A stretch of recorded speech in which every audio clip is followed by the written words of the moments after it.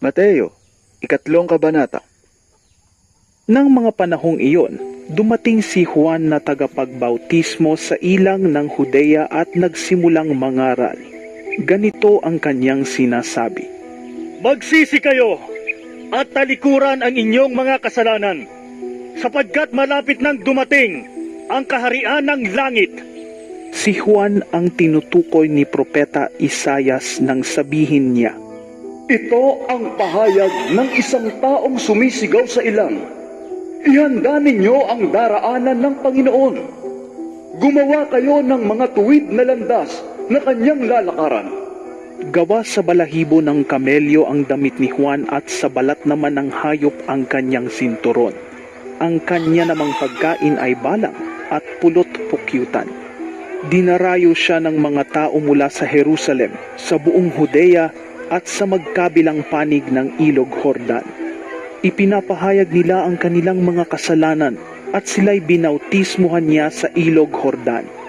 Nang makita niyang lumalapit din sa kanya ang maraming Pariseo at mga Saduceo upang magpabautismo, sinabi niya sa kanila, Lahi ng mga ulupong, akala ba ninyo'y makakatakas kayo sa parusa ng Diyos? Patunayan muna ninyo sa inyong mga buhay na kayo'y talagang nagsisisi.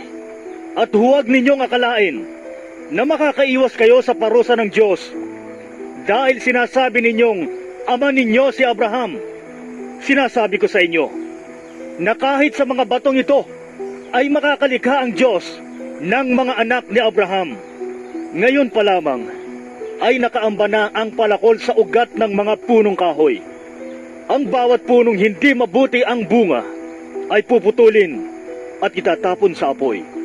Binabautismuhan ko kayo sa tubig bilang patunay ng inyong pagsisisi at pagtalikod sa kasalanan.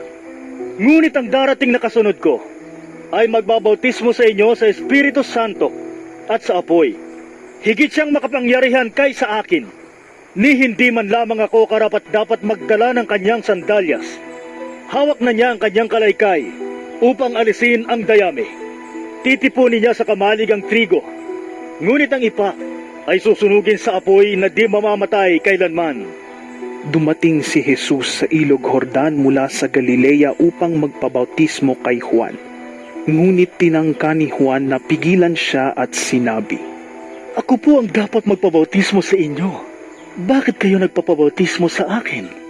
Subalit sumagot si Jesus, Hayaan mong ito ang mangyari ngayon, sapagkat ito ang nararapat nating gawin upang matupad ang kalooban ng Diyos.